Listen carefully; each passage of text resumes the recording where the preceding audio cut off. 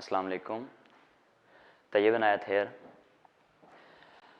बच्चों, last time हमने chapter number 20 का जो कि ऑर्गेनिक सेक्शन का जो है वो लास्ट चैप्टर है, that is carboxylic acids and their functional derivatives, तो उसका हमने लेक्चर नंबर 1 किया था, जिसमें हमने इंट्रोडक्शन पढ़ा था और साथ हमने नोमेनक्लेचर वगैरह डिस्कस किया था कार्बोक्सिलिक एसिड्स का। तो आज जो हमारी डिस्कशन होनी है वो होनी है about the physical properties of carboxylic acids. इसमें हम इस लेक्चर में हम पढ़ेंगे कि कौन कौन सी फिजिकल प्रॉपर्टीज कार्बोक्सिलिक एसिड्स की हैं और कौन कौन से इनके स्पेशल फीचर्स हैं जो बाकी ऑर्गेनिक कंपाउंड्स में कम हैं। ठीक है, तो हमने लास्ट टाइम भी डिस्कस किया था कि कार्बोक्सिलिक एसिड्स हम उन ऑर्गेनिक कंपाउंड्स को कहते हैं जिनमें carboxyl as a functional group होता है। ठीक है, और कार्बोक्साइल फंक्शनल ग्रुप हमने देखा था कि ये असल में दो फंक्शनल ग्रुप्स का सम है।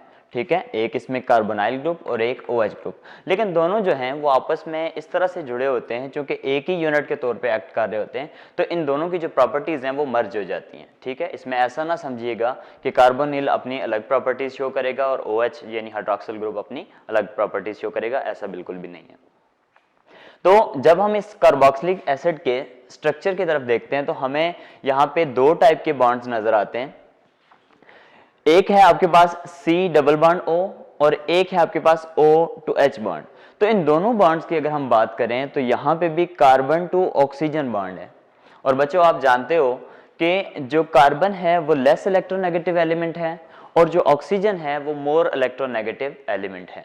तो जब भी बॉन्डिंग किसी लेस इलेक्ट्रोनेगेटिव एलिमेंट और मोर इलेक्ट्रोनेगेटिव एलिमेंट के दरमियान हो तो वो जो बॉन्ड होता है वो पोलर इन नेचर हो जाता है, यानी जो इलेक्ट्रॉन डेंसिटी है वो मोर इलेक्ट्रोनेगेटिव एलिमेंट की तरफ ज्यादा जाती है, तो हम उसको कहते हैं कि वो पार्शियल नेगेटिव हो जाता है। और जहां से इलेक्ट्रॉन डेंसिटी अवे जाती है यानी जो लेस इलेक्ट्रोनेगेटिव एलिमेंट है उस पर पार्शियल पॉजिटिव चार्ज आ जाता है। सो कार्बोक्सिलिक एसिड को हम देखें तो इसके अंदर जो फंक्शनल ग्रुप के अंदर दो बॉन्ड्स हैं, एक C डबल बॉन्ड O और दूसरा O टू H बॉन्ड, दोनों बॉन्ड्स जो हैं वो पोलर हैं। सो हम कह सकते हैं कि carboxylic acids are polar in nature. ठीक है, बाकी ये जो हाइड्रोकार्बन चेन है तो इसके बारे में भी हम देखेंगे। तो यहाँ बच्चों स्टार्ट में मैं आपको बता देता हूँ कि यहाँ पे एक बात का आपने ख्याल रखना है, एक तो ये पोलर नेचर है और यहाँ पे एक पार्शियल पॉजिटिव हाइड्रोजन भी है और हमारे पास कार्बोनाइल ग्रुप भी है यहाँ पे और इसके ऊपर ऑक्सीजन है। तो आप जानते हो कि एक अट्रैक्शन होती है जिसको हम कहते हैं हाइड्रोजन बॉन्डिंग, वो हम थोड़ा सा आगे चल के डिटेल से डिस्कस करेंगे।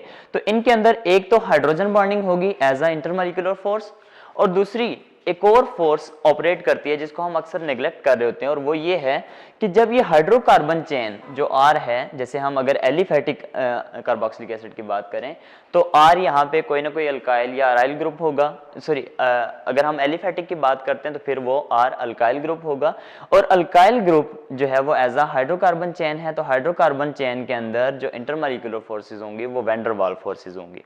तो यहाँ पे कार्बोक्सिलिक एसिड में अगर हम ओवरऑल इन जनरल बात करें तो दो इंटरमॉलिक्यूलर फोर्सेज ऑपरेट करेंगी, एक हाइड्रोजन बॉन्डिंग होगी इनकी और एक होगी वैन डर वाल फोर्सेज जो कि इस हाइड्रोकार्बन चेन के दरमियान होगी।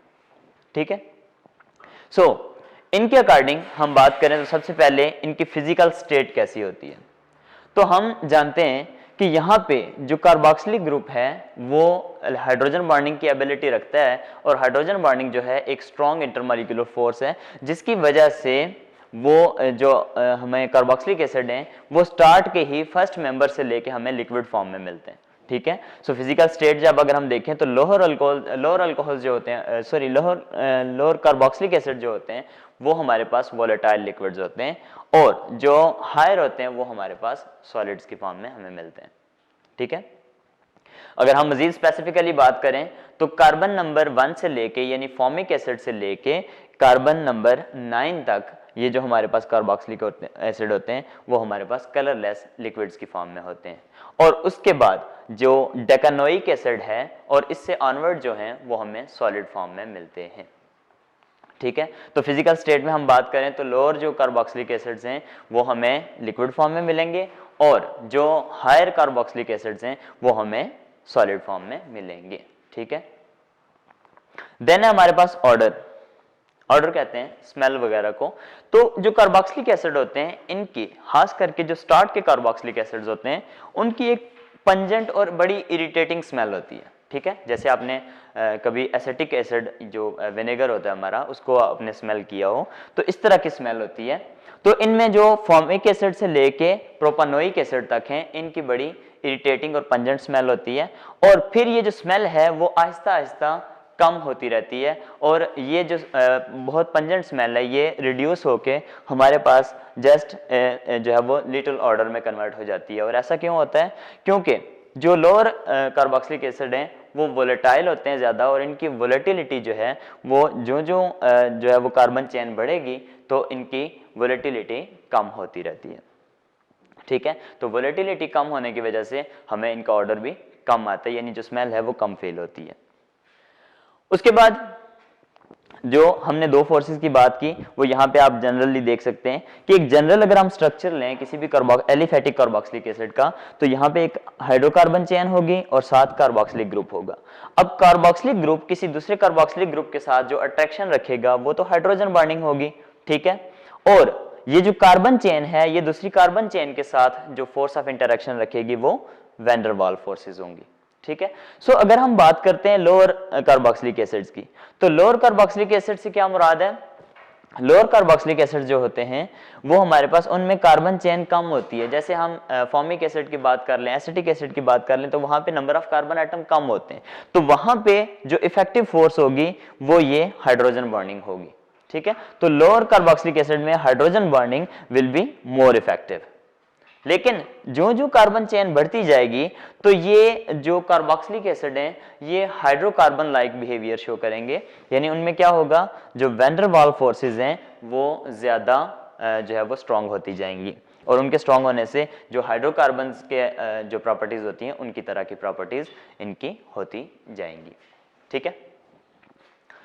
नेक्स्ट बच्चों, बहुत इंपॉर्टेंट फीचर जैसे हम अभी बात कर चुके हैं कार्बोक्सिलिक एसिड की प्रॉपर्टीज को डिसाइड करने में, और ख़ास तौर पे जो लोअर कार्बोक्सिलिक एसिड्स हैं उनकी प्रॉपर्टीज को डिसाइड करने में जो मेजर रोल प्ले करते हैं वो है हाइड्रोजन बॉन्डिंग, ठीक है। तो सबसे पहले हम देखते हैं कि हाइड्रोजन बॉन्डिंग होती कैसे है। तो यहाँ हम दो एग्जाम्पल्स हमने लिए हैं।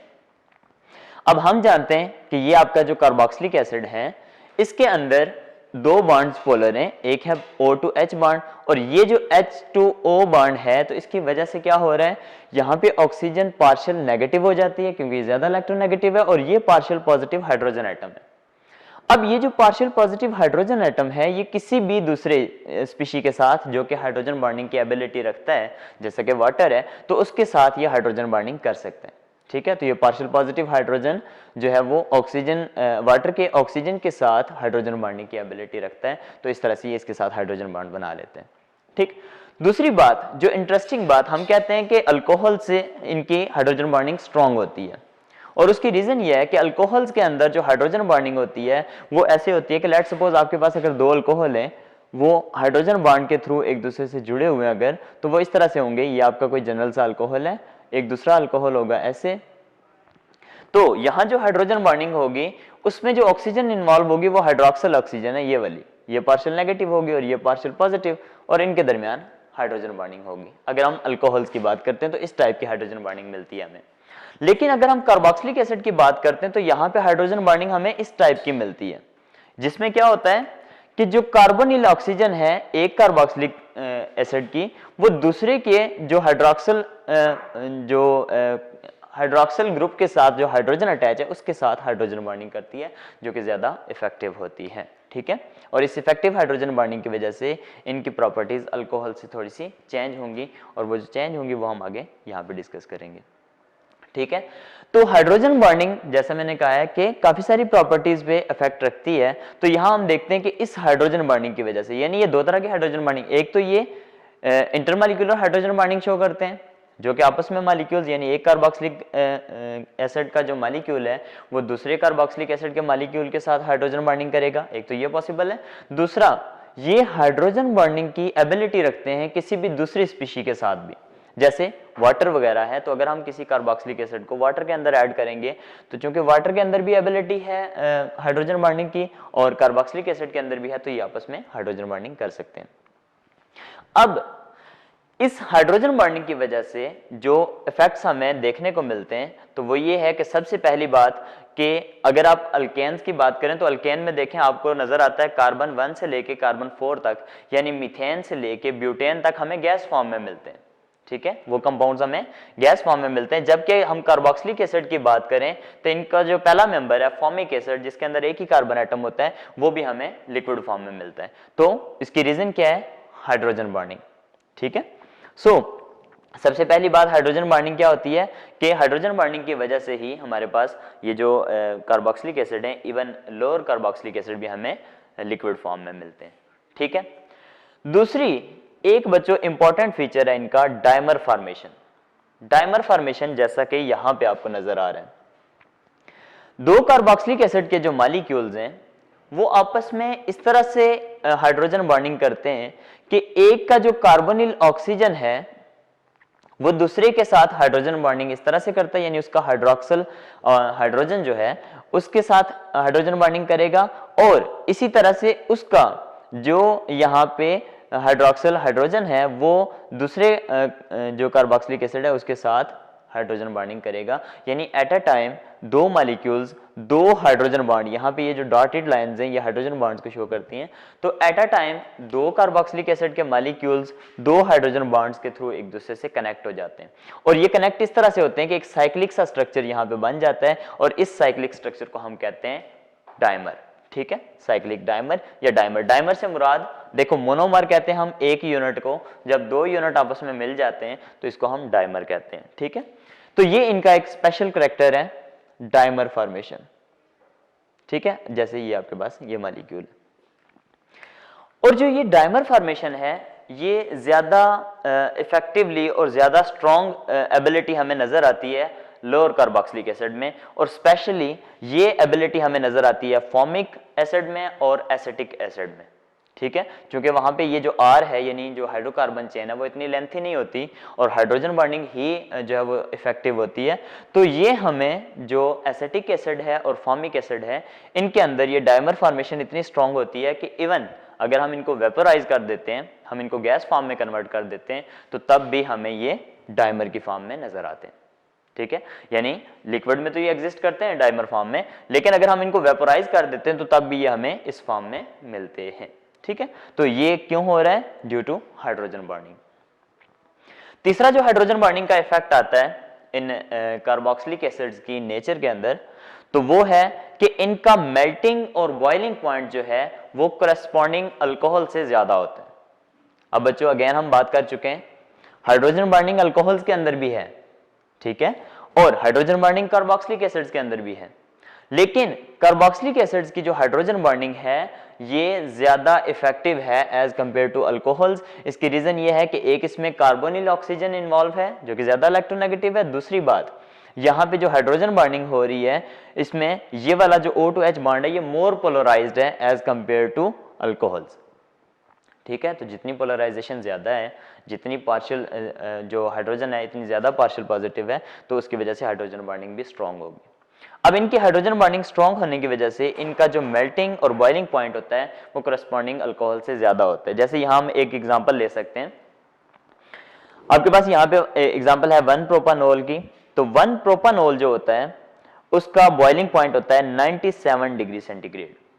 ठीक है, जबकि एसिटिक एसिड का बॉइलिंग पॉइंट है 118 डिग्री सेंटीग्रेड। ठीक है, अब इन दोनों को हमने कैसे कंपेयर किया? अगर हम इन दोनों का मॉलिक्यूलर वेट लें तो वो हमारे पास आता है, दोनों का जो मॉलिक्यूलर वेट है यानी 1 प्रोपानोल का और एसिटिक एसिड का जो मॉलिक्यूलर वेट हमारे पास आता है वो ऑलमोस्ट आता है 60 ग्राम पर मोल। ठीक है, अब इन दोनों का मॉलिक्यूलर वेट सेम है, लेकिन आप देख रहे हैं कि इन दोनों के जो बॉइलिंग पॉइंट है उनमें अच्छा खासा डिफरेंस है। कार्बोक्सिलिक एसिड का बॉइलिंग पॉइंट ज्यादा है एज कंपेयर टू अल्कोहल। तो रीजन क्या है? Effective hydrogen bonding. ठीक है, आपसे ये क्वेश्चन पूछा जा सकता है कि why 1 propanol have lower boiling point than acetic acid. तो रीजन क्या है कि यहाँ पे जो हाइड्रोजन बॉन्डिंग है एसिटिक एसिड के अंदर वो ज्यादा स्ट्रॉन्गर है एज कंपेयर टू 1 प्रोपानोल।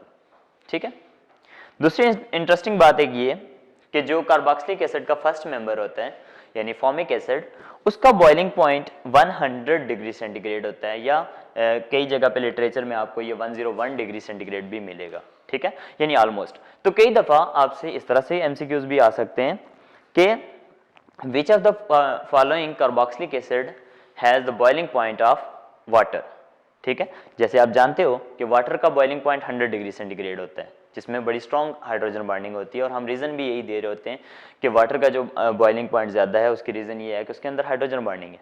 और यहाँ पे देखें कार्बोक्सिलिक एसिड का जो फर्स्ट मेंबर है फॉर्मिक एसिड, उसका बॉइलिंग पॉइंट भी 100 डिग्री सेंटीग्रेड है। इसका मतलब है कि इसकी जो हाइड्रोजन बॉन्डिंग है वो वाटर के तकरीबन बराबर आ रही है, ठीक है, क्योंकि इंटरमॉलिक्यूलर फोर्सेस दोनों में सेम है, वाटर के अंदर और इसके अंदर भी, और दोनों की तकरीबन स्ट्रेंथ भी या एक्सटेंट ऑफ हाइड्रोजन बॉन्डिंग तकरीबन सिमिलर है, जिसकी वजह से इनका बॉइलिंग पॉइंट जो है वो सिमिलर होता है, ठीक है। ये 3 फैक्टर्स हैं हाइड्रोजन बॉन्डिंग की वजह से जो हमें मिलते हैं। इसके अलावा चौथा जो हमें इफेक्ट नजर आता है हाइड्रोजन बॉन्डिंग का कार्बोक्सिलिक एसिड्स के अंदर, वो है हाई सोलुबिलिटी इन एक्वस मीडिया। आपने सोलुबिलिटी क्या होती है, किसी भी चीज की एबिलिटी डिसॉल्व करने की, और उसके लिए हम एक जनरल प्रिंसिपल यूज करते हैं, आप जानते हो, लाइक डिसॉल्व्स लाइक, यानी जैसा जो है वो सॉल्वेंट होगा जिसके अंदर इंटरमॉलिक्यूलर फोर्सेस जैसी होंगी, अगर उसी तरह के इंटरमॉलिक्यूलर फोर्सेस किसी सोल्यूट के अंदर होती हैं तो वो सॉल्वेंट उस सोल्यूट को अपने अंदर मिक्सअप कर सकता है, डिसॉल्व कर सकता है, ठीक है। अब वाटर के अंदर एक्वस मीडिया से मुराद है, जब हम वाटर को एज अ सॉल्वेंट यूज करते हैं तो उसको हम एक्वस सॉल्यूशंस कहते हैं, और एक्वस मीडिया से मुराद है कि हमने वाटर को सॉल्वेंट लेना है। तो अगर हम वाटर को सॉल्वेंट ले रहे हैं तो आप जानते हो कि वाटर जो है उसके अंदर हाइड्रोजन बॉन्डिंग होती है, तो वाटर उन चीजों को ज्यादा इफेक्टिवली डिसॉल्व कर सकता है जिनके अंदर हाइड्रोजन बॉन्डिंग हो। तो अब जो कार्बोक्सिलिक एसिड्स होते हैं इनके अंदर चूंकि हाइड्रोजन बॉन्डिंग है, इसकी वजह से इनकी सोलुबिलिटी वाटर के अंदर ज्यादा होती है। इन जनरल आप जानते हो कि जो ऑर्गेनिक कंपाउंड्स हैं ज़्यादातर वो नॉन पोलर इन नेचर होते हैं, और उनकी जो सोलुबिलिटी है वो एक्वस मीडिया के अंदर कम होती है, लेकिन कार्बोक्सिलिक एसिड जो हैं वो ज़्यादा सोलुबल हैं, और रीज़न है हाइड्रोजन बॉन्डिंग, ठीक है।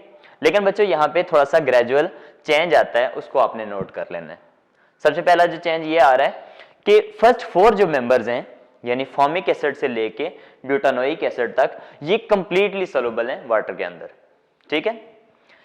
जो कार्बन 5 आ जाता है यानी पेंटानोइक एसिड, वो फिर पार्शली सॉल्युबल आ जाता है, और जो जो हम हाइड्रोकार्बन चेन बढ़ा रहे हैं, यानी एलिफेटिक हम कार्बोक्सिलिक एसिड की बात कर रहे हैं, तो जो जो हम कार्बन चेन बढ़ा रहे हैं तो उससे जो सोलुबिलिटी है उनकी उसमें कमी आ रही है। जैसे यहाँ पे आपको नजर आ रहा है कि फर्स्ट 4 मेंबर्स कंप्लीटली सोलुबल हैं, लेकिन कार्बन 5 से फिर आहिस्ता आहिस्ता पार्शली सोलुबल यानी सोलुबिलिटी डिक्रीज करती जाती है, और कार्बन 10 तक जाते हुए यानी जो डेकानोइक एसिड है वो इनसॉल्युबल है इन वाटर, ठीक है।